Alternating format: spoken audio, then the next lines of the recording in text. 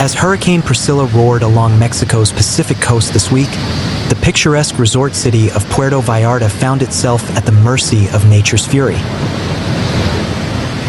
What began as a Category 2 hurricane rapidly intensified, unleashing towering waves, flooding streets, and forcing the city into emergency mode. The storm's impact has left behind a trail of destruction, disrupted tourism, and raised urgent questions about coastal resilience. According to the U.S. National Hurricane Center, Priscilla hovered near Category 3 strength on Tuesday, October 7th, moving parallel to Mexico's southwestern coastline. The hurricane's eye remained offshore, but its outer bands brought severe weather to Jalisco State, where Puerto Vallarta is located. Meteorologists warned of sustained winds exceeding 100 kilometers per hour, torrential rains, and dangerous surf conditions. Civil protection authorities in Jalisco issued red flag warnings across the region's beaches, urging residents and tourists to stay away from the shoreline. Waves reached heights of 3 to 4 meters, crashing violently against the city's famed malecón boardwalk, which suffered significant structural damage. The storm surge proved catastrophic for Puerto Vallarta's waterfront. Local reports confirmed that sections of the malecón were torn apart by relentless waves, with debris scattered across nearby streets. In the Las Glorias hotel zone, seawater surged inland, flooding Avenida Francisco Medina Asencio, one of the city's main arteries. Municipal authorities responded swiftly, closing several roads and intersections to prevent accidents and protect residents. "We've implemented preventive closures at key points in the city center," said Katia Vargas, Deputy Director of Transit. "Our priority is to safeguard lives and minimize further damage." Puerto Vallarta's tourism sector, a lifeline for the local economy, came to a standstill. Small craft advisories were issued, and all recreational boating activities were suspended. Beachfront businesses shuttered their doors as rip currents and high surf made swimming and sunbathing perilous. Hotel operators scrambled to reassure guests, offering indoor activities and emergency briefings. "We're doing everything we can to keep our guests safe and informed," said a spokesperson for a major resort in the Zona Romantica. But the mood is tense. Many are worried about what comes next. Local residents, many of whom live in low-lying coastal neighborhoods, faced the brunt of the flooding. Emergency shelters were opened across the city, and volunteers mobilized to assist the elderly and vulnerable. Civil protection teams patrolled flooded zones, helping evacuate families and distributing supplies. Despite the chaos, there were no immediate reports of fatalities. Authorities credited early warnings and coordinated response efforts for minimizing casualties. "We've learned from past storms," said Jalisco Governor Enrique Alfaro. "Preparedness and communication are key." While Puerto Vallarta bore the initial impact, Priscilla's reach extended far beyond. The U.S. National Hurricane Center warned of a significant flash flood risk across the southwestern United States from Thursday into the weekend, as remnants of the storm move inland. Cities in southern Baja California Sur also braced for impact, with tropical storm watches issued and emergency crews on standby. Social media was flooded with dramatic footage of the storm's wrath. Videos shared by Jalisco's Civil Protection Agency showed massive waves engulfing the beachfront, while residents filmed flooded streets and toppled palm trees.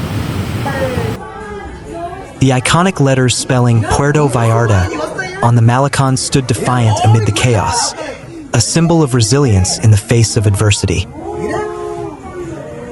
As the storm subsides, attention now turns to recovery. Engineers are assessing the structural integrity of damaged buildings and public spaces. Cleanup crews have begun clearing debris, while city officials prepare damage reports for federal assistance. The economic toll is expected to be substantial. With tourism halted and infrastructure battered, Puerto Vallarta faces weeks, if not months, of rebuilding.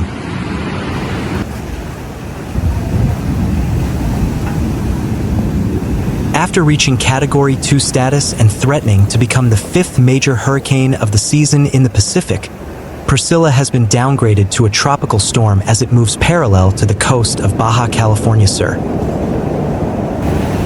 According to the most recent report from the National Water Commission, ConAgua, at noon on Wednesday, the cyclone was located approximately 315 kilometers south of Cabo San Lucas, Baja California Sur.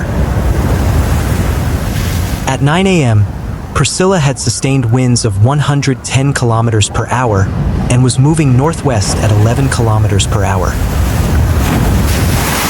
While the most likely scenario on Tuesday afternoon was that the storm could reach Category 3 status, Priscilla overturned those forecasts as it rapidly weakened in the final hours.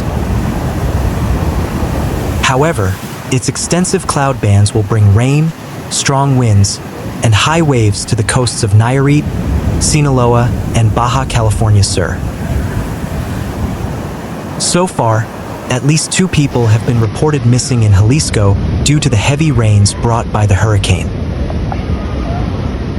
Meanwhile, in Los Cabos and La Paz, Baja California Sur, civil protection authorities have ordered the suspension of classes and activities at all educational levels as a preventive measure against the effects of Priscilla.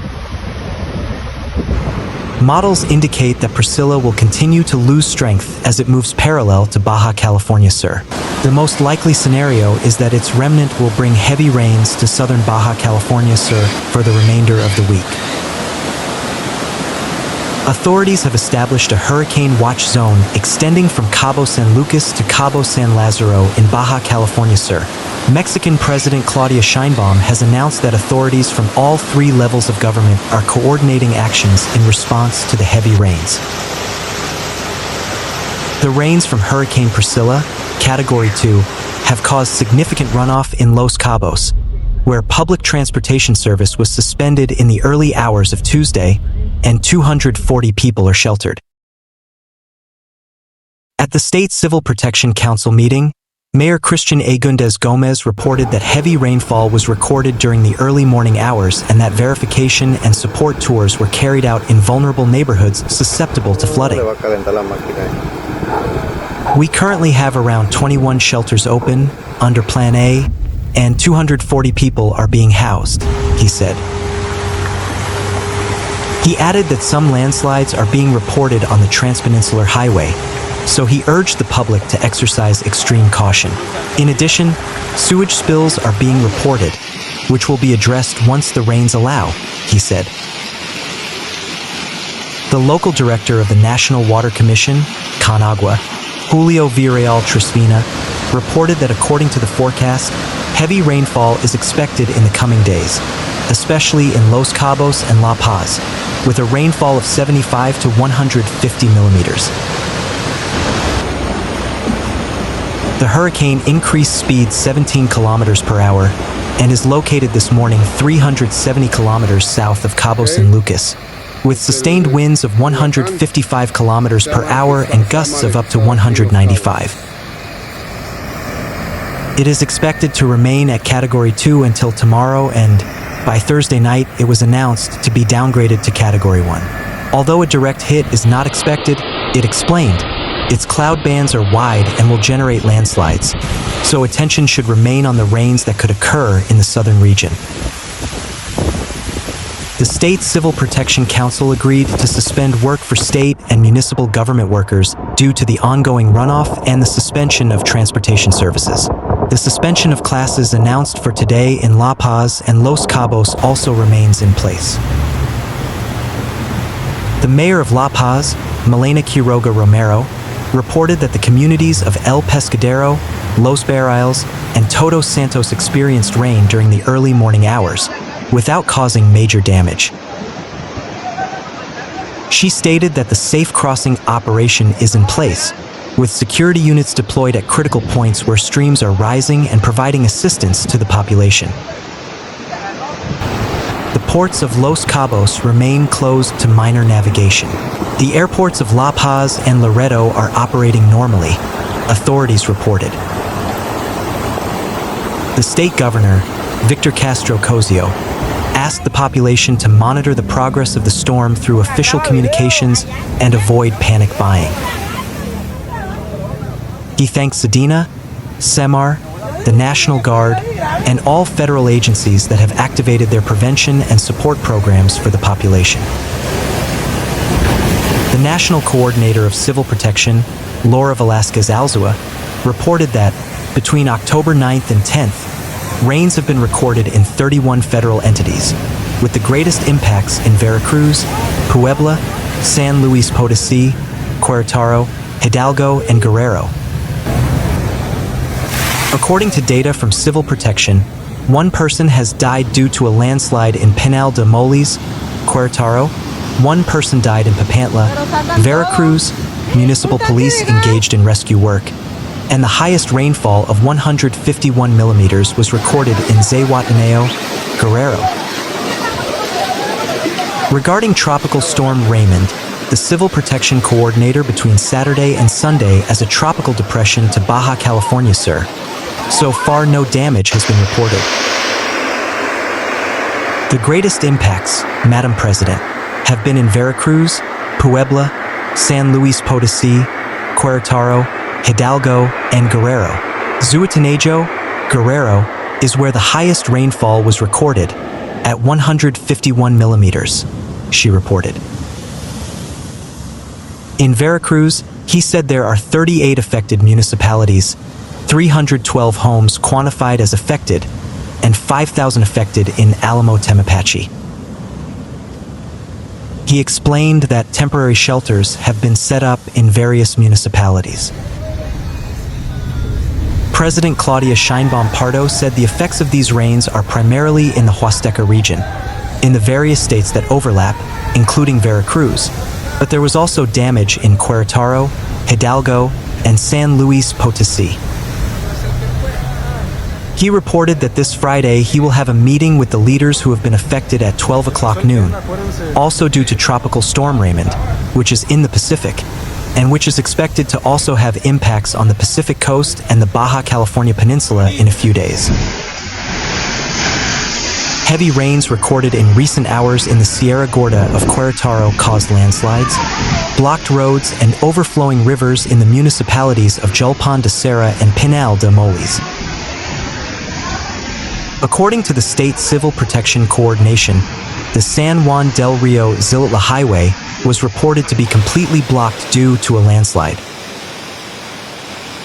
Landslides were also reported on Federal Highway 120 in Pinal de Amoles, as well as on the Ahuacatlan Santa Agueda and El Llano San Pedro Escanilla roads, where some roads were completely impassable.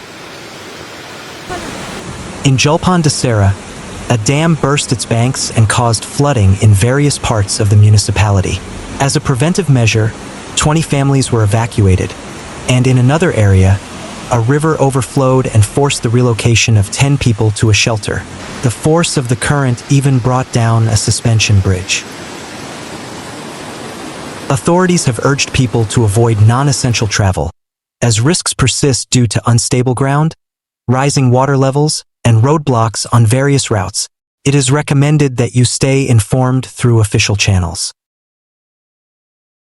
As an additional measure, the suspension of classes was announced this Thursday in the municipalities of Jalpan de Serra, Landa de Matamoros, Pinal de Amoles, and Arroyo Seco to protect the safety of students and school staff. State and municipal authorities have sent emergency teams and equipment to support affected families and begin clearing roads. Rain is forecast for the next few hours, so emergency protocols remain in place throughout the mountainous region. Municipalities in the northern part of the state, in the mountainous and semi-desert regions, are experiencing damage due to the rains that began Wednesday, causing landslides on roads and highways. On Thursday afternoon, the State Civil Protection Coordination, CEPCQ, reported that they are working to address the landslides that occurred on Highway 120 near kilometer 110 plus 500, in the municipality of Pinamiller. It should be noted that Federal Highway 120 is the main access route to the Sierra Gorda Mountains in Querétaro. According to information published by the CEPCQ, Central Commission of the Autonomous Community of Zhuatanejo de Serra, preventive inspections are also being carried out on the infrastructure of a vehicular bridge and other structures in Zhuatanejo de Serra, with the aim of verifying their condition and preventing risks to the population.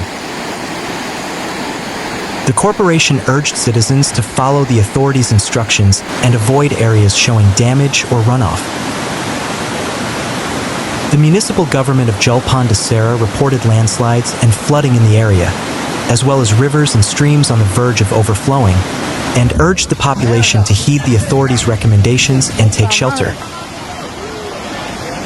State Secretary of Government Eric Godino Torres reported that they are working to address the impacts in the mountain municipalities, as well as in the northern area of Cadereyta de Montes, located in the semi-desert.